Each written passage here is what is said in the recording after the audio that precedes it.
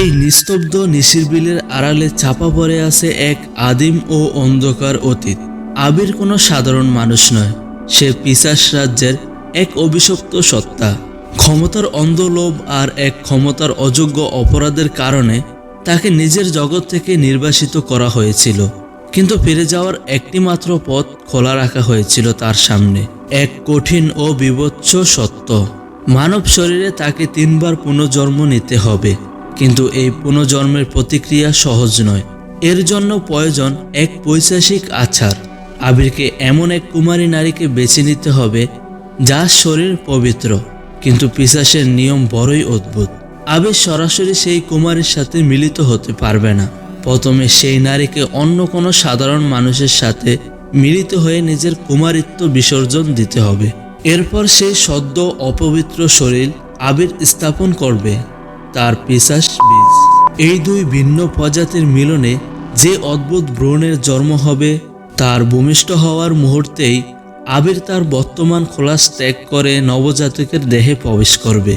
আজ সেই মহেন্দ্রক্ষণ, অমাবস্যার নিকষ কালো অন্ধকারে চাঁদের মরা আলোটুকু যেন বয়ে গুটিয়ে আছে।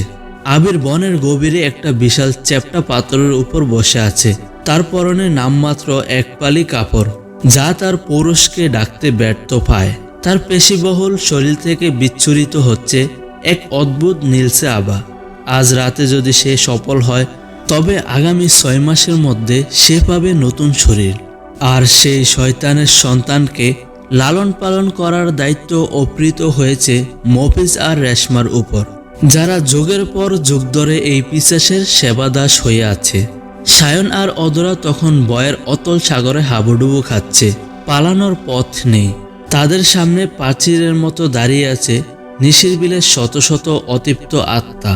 তাদের শরীর ধোঁয়াশার মতো, চোখগুলো জ্বলছে আগুনের গোলার মতো। কিন্তু সেই জ্বলনিতে আজ কোনো হিংস্রতা নেই, আছে মুক্তির এক করুণ আর্থি। হঠাৎ সেই আত্মাদের ভিড় থেকে সামনে এগিয়ে এলো এক বৃদ্ধ প্রেতাত্মা। তার কণ্ঠস্বর বাতাসের শিশের মতো ফিসফিস করে ভেসে এলো সায়নের কানে। আমাদের মুক্তি দাও বাবা, এই শয়তানটাকে শেষ করো। ও আমাদের কাউকে রেহাই দেয়নি। ওর পাপের প্রায়শ্চিত্ত করতে গিয়ে আমরা সময়ের এই অনন্ত কায়েতখানায় বন্দী হয়ে আছি। তোমরা পালাও, তাকে শেষ করো। ঠিক সেই মুহূর্তে মফিজ আর রেশমা মশাল হাতে সেখানে এসে হাজির হলো। আগুনের লালচে আলোয় তাদের মুখগুলো ভয়ানক দেখাচ্ছে। রেশমা চিৎকার করে উঠল, এরা আমাদের ধোঁকা দিয়েছে। মফিজ, ওরা পালালো কি করে? ধর ওদের। সায়ন ঘুরে দাঁড়িয়ে হুঙ্কার দিল, ধোঁকা তোরা আমাদের দিয়েছিস। শয়তানের গোলামি করে আমাদের বলি দিতে চেয়েছিলি। এর ফল যে কতটা ভয়ানক হবে তা তোরা কল্পনা করতে পারছিস না। মফিজ বিকট শব্দে হেসে উঠল। তার হাসিতে যেন শকুনের ডানা ঝাপটার শব্দ। তুই 2 দিনের ছোকরা, তুই আমাদের কি করবি? আবিরের অসীম শক্তির সামনে তোরা তো পিঁপড়ার সমান।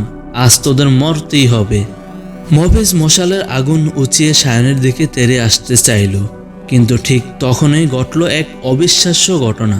আত্মারা একসাথে আকাশ বাতাস কাঁপিয়ে চিৎকার করে উঠল।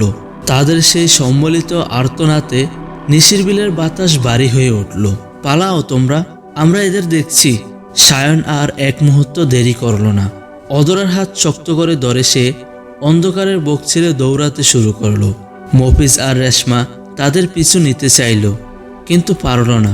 শত শত আত্মা তাদের ঘিরে ধরল। 30 বছরের জমে থাকা রাগ, ঘৃণা, বঞ্চনা আর যন্ত্রণা লাভা উদ্গীরণ হলো মুহূর্তের মধ্যে। আত্মারা পঙ্গুপালের মতো ঝাঁপিয়ে পড়ল মফিজ আর রেশমার উপর। মফিজের অহংকার আর রেশমার চিৎকার নিমিষেই তলিয়ে গেল আত্মাদের আক্রমণের নিচে। তারা তাদের অদৃশ্য নখ দিয়ে, দাঁত দিয়ে চিরি খুঁড়ে ফেলতে লাগলো সেই 2 বিশ্বাসঘাতকের শরীর। রক্ত আর মাংসের দলা ছিটকে পড়তে লাগলো চারপাশে। মফিজ আর রেশমা আজ তাদের পাপের প্রায়শ্চিত্ত করল, সবচেয়ে নির্মমভাবে। পেছনে মফিজদের গণবিদারী আর্তনাদ শুনতে পেল সায়ন আর অদরা থামল না। তারা জানে আসল লড়াই এখনো বাকি। বনের গভীরে সেই মহাদানব আবির অপেক্ষা করছে। তাকে শেষ করতেই হবে, নয়তো এই অভিশাপের চক্র কোনোদিন ভাঙবে না।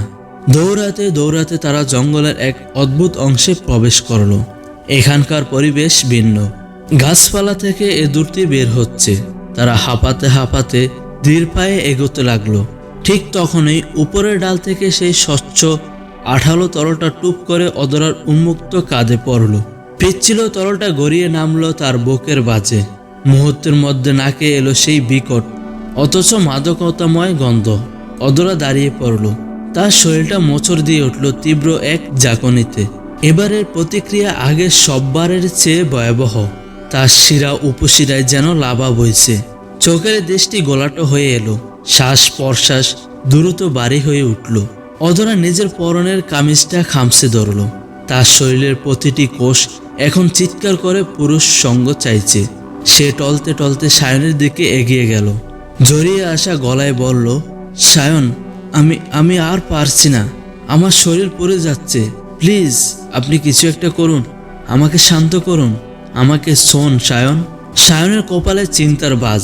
অদরার এই অবস্থা দেখা তার জন্য কষ্টকর, কিন্তু সে তার সিদ্ধান্তে অনড়। সে অদরার কাঁধ ধরে জাকিয়ে বলল, নিজেকে সামলান অদরা, এটা মায়া, এটা ওই শয়তানের পাদ।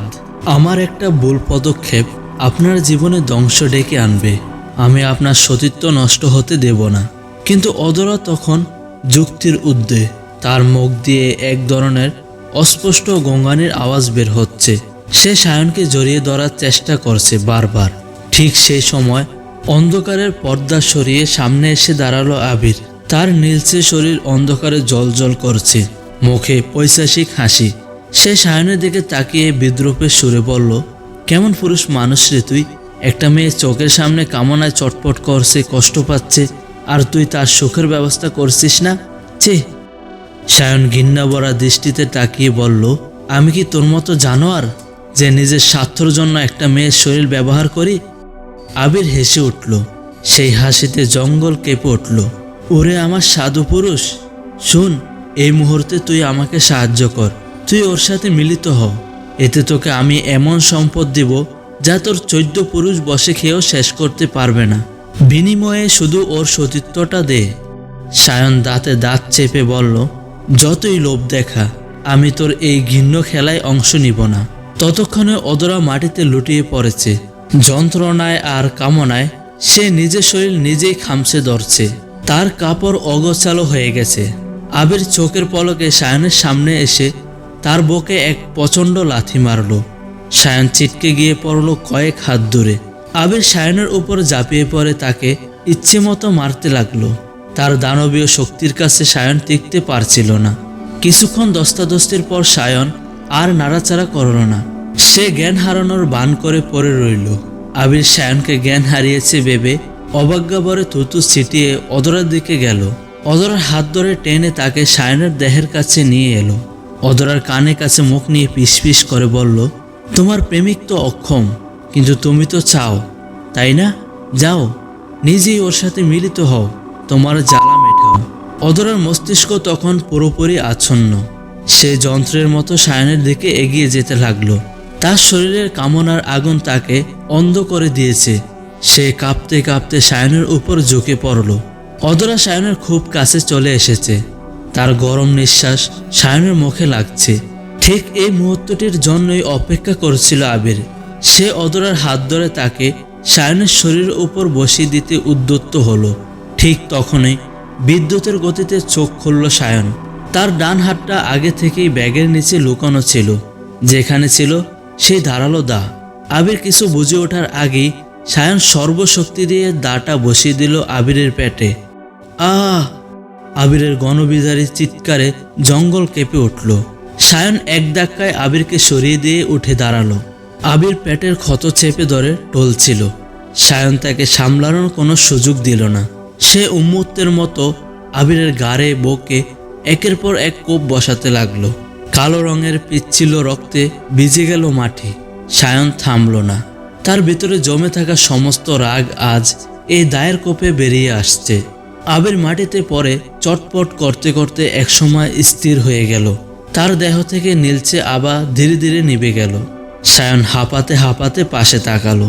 অদরা তখনও মাটিতে বসে আছে, কিন্তু তার শরীরে সেই কাঁপুনি থেমে গেছে। আবিরের মৃত্যুর সাথে সাথে তার উপর করা মায়ের বাঁধনও কেটে গেছে। অদরা পেল পেল করে তাকিয়ে আছে মৃতদেহটার দিকে। সায়ন দৌড়ে অদরার কাছে গিয়ে তাকে টেনে তুলল। অদরা, আপনি ঠিক আছেন? অদরা সায়নের বুকে মাথা রেখে কেঁদে ফেলল। আজ আবিরের জন্য তার কোনো কষ্ট নেই, আছে একরাশ স্বস্তি। সে হাঁপাতে হাঁপাতে বলল, হ্যাঁ আমি ঠিক আছি সায়ন। সব শেষ? হ্যাঁ সব শেষ।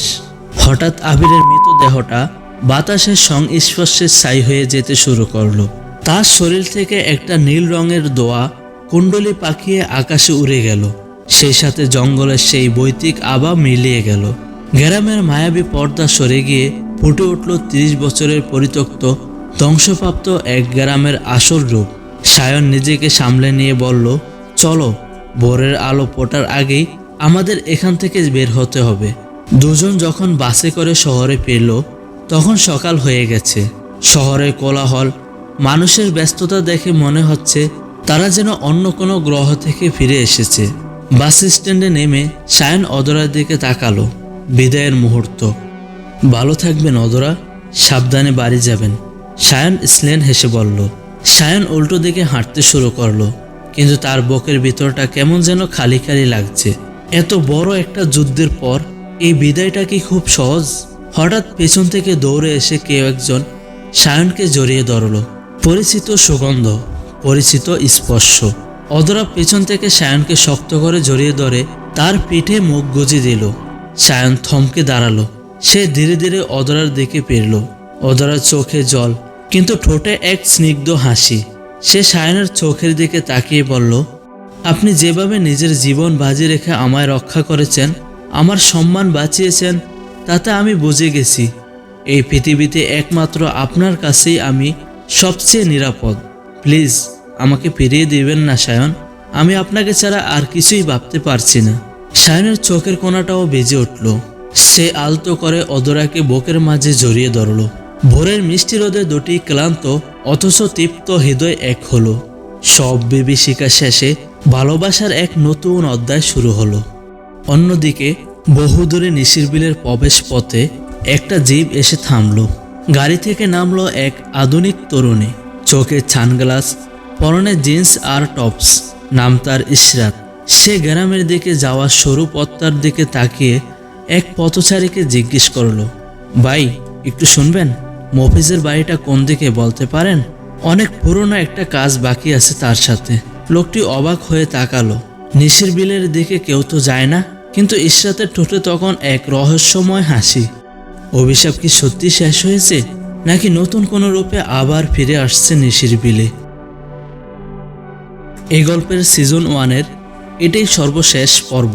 গল্পের সিজন 2 অতি শীঘ্রই আসবে। আমাদের চ্যানেলের গল্পগুলো ভালো লাগলে চ্যানেলটা সাবস্ক্রাইব করে দিবেন।